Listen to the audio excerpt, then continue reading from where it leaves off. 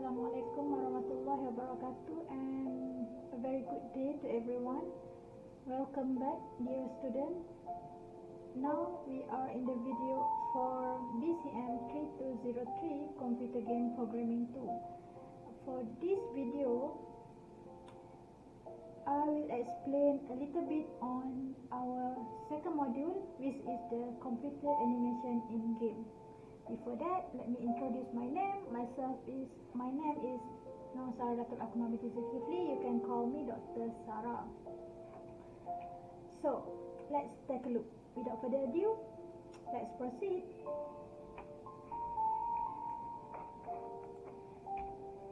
Okay.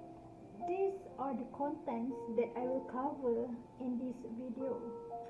During this class, during this video or during this lecture, you will learn about the types of character animations, the skeleton, what is mean by the skeleton, and what is poses, how about clips, and what is mean by animation blending. In this video also, I will show you about the post-processing and some animation system architecture. Okay, let's proceed. What is character animation?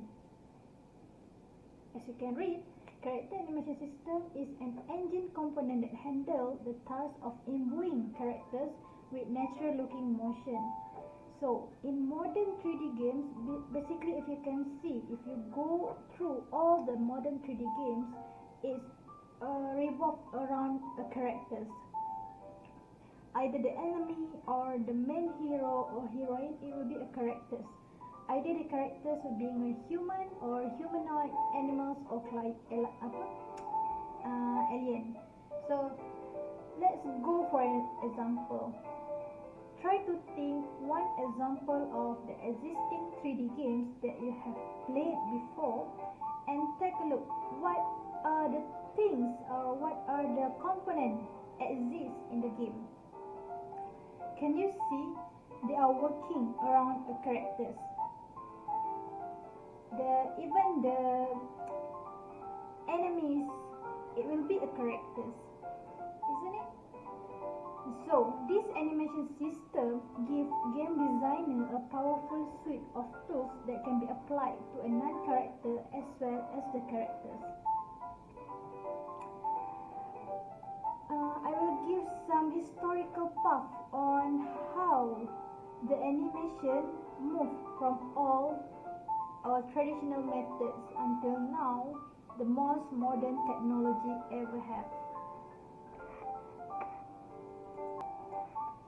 Okay, in the earliest phase, the animation, the character animation, I'm not talking about the game yet, but the character animation start with the Cel Animation, and throughout the times, it's increased ataupun evolution into the rigid hierarchical animations, and then the Per-Vertex Animation, the morph targets animations, and the most highest technologies currently used for the character animation is the skin animation.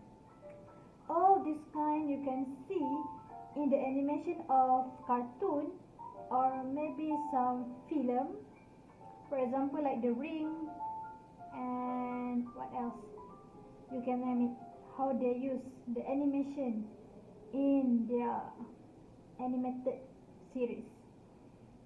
Okay, so the first one, throughout the old style, the traditional time, they use the Cel Animation. It's called as Cel Animation, in which it is a traditional animation techniques or known as hand-drawn animation. This is the earliest technique they used to animate the cartoon. If you remember, during your primary school, if some of you did play this thing, do you remember drawing something at the book and then you flip the book faster? And you see like the character or the things that you draw in the books is like moving, like animated. Have you done that? Right, congratulations, you already completing your basic animation by doing the Cel Animation itself. Right, but by definition, what is meant by the cel animation? Cel animation is the illusion of motion produced by displaying a sequence of still pictures which is known as frames in rapid succession.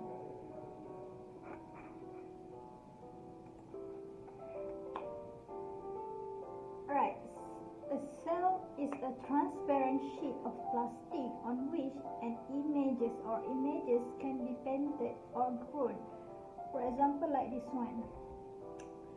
The earliest version of the Fairly Odd Parents cartoons started with the cel animation. You can go to this link and see how the early phase of Fairly Odd Parents were designed to be the cartoon that you watch every day. But now they are moving with the technology. But from this video, you can get the rough idea on how the cel animation produced this wonderful and enjoyable animation cartoons. Alright, this is what I said as a cel animation. It is in layers, in which the last layers is the background, and it shows how the character from layer 1 to layer 2, layer 3, and then the end.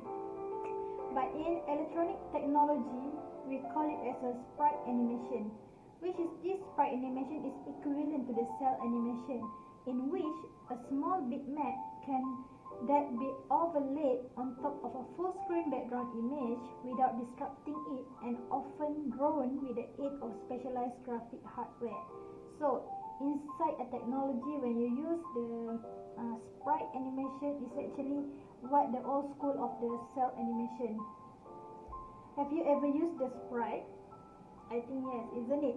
Especially in your lab task 1 on the basic animation on 2D, where you were asked to use the sprite to show the animation.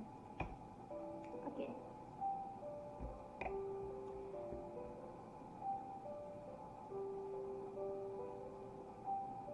Basically, one of the examples of the famous sequence of the sprite bitmaps that used to produce the illusion of running humanoid character, especially in the Metal Intellivision game, in which the game is based on a famous sequence. And then this is what we call the looping animation, the sequence of frames designed so that it animates smoothly even when it is repeated indefinitely. So this animation would be called a run cycle in modern parlance because it makes the character appear to be running.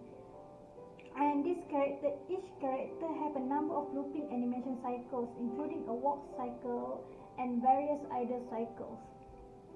Okay, this is the example of the sprite bitmaps that used in the Intellivision game. And Figure 2 shows the example of the sprite bitmaps that you can sometimes use in the 2D games. By having this in the cycle looping, it will show that the character is running and keep looping. Alright, the next one, after that, it moved. They want to create a 3D character animation. So how this started? It started with the rigid hierarchical animation, in which the character is modeled as a collection of rigid pieces. So what it means by is break down the humanoid character with the pelvis, the torso, the upper arms, the lower arms, the upper legs, lower legs, the hands, the feet, and the head. Okay.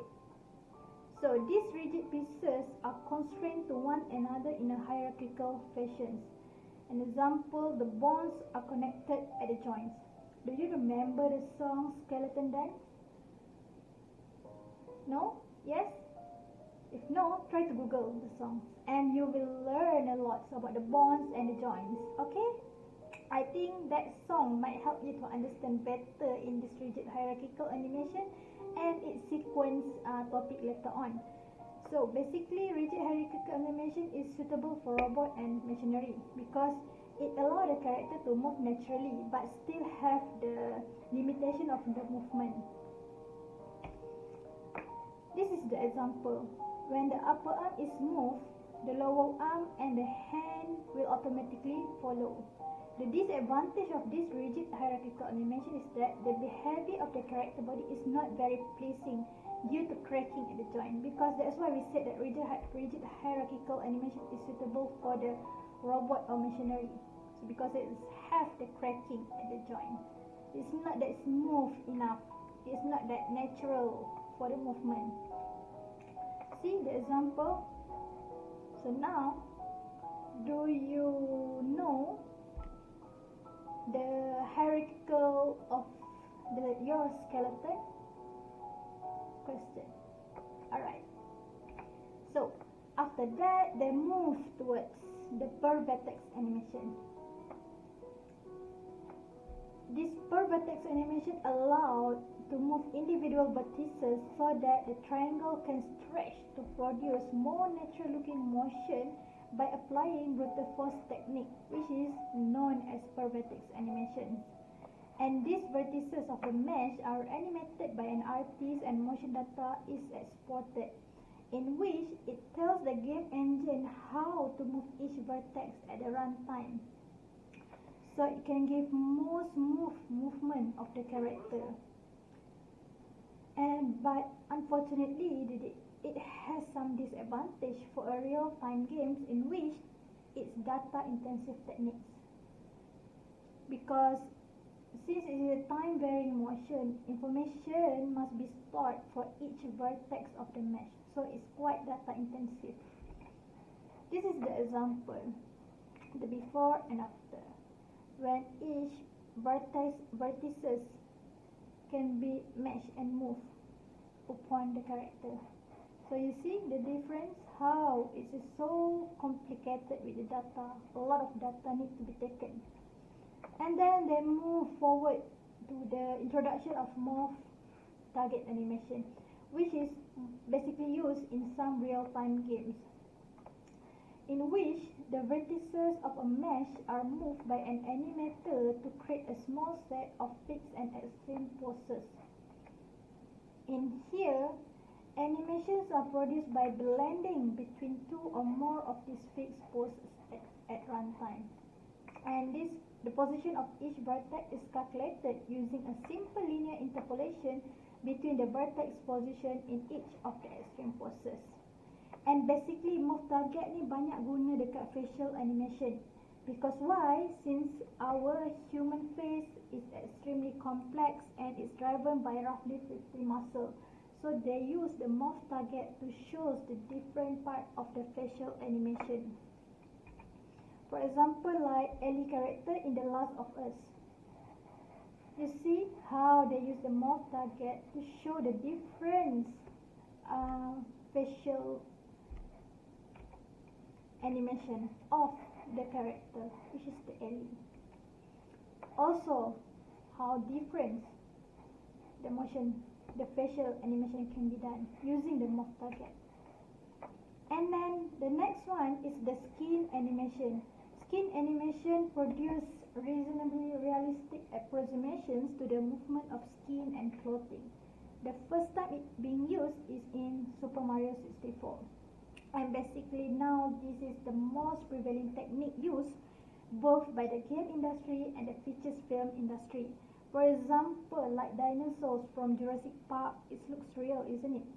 Like the Solid Snake, Nathan Drake, oh yeah, Golem, Buzz Lightyear, Marcus Phoenix. Do you know any of that?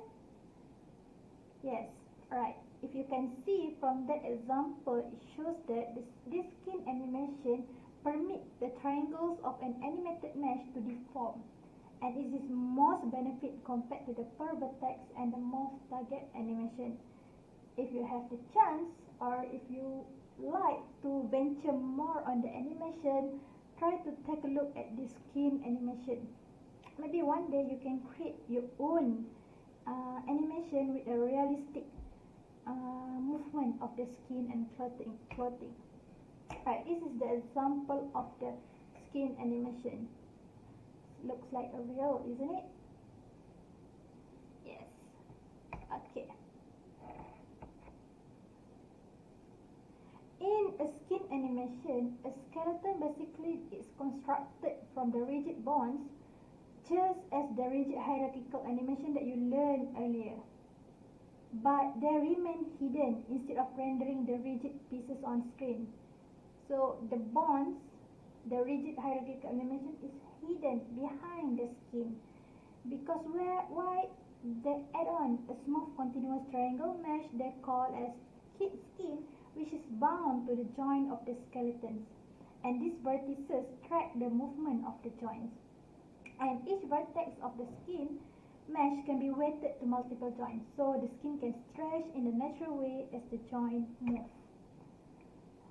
And you can see, for example, another example that you can see is like the Crank the Whistle, which is again character designed by Eric Browning from Midway Home Entertainment. The crank up the skin is composed of a mesh triangle, just like any other 3D model. But inside, as you can see, the rigid bones and joints that makes the skin move. The rigid bones and the joints, but they shows the mesh or the vertices of the skin at the outside. Alright, I think that's all for this time video. I will continue the next topic, the next subtopic in our next video. Enjoy and have fun. Thank you very much.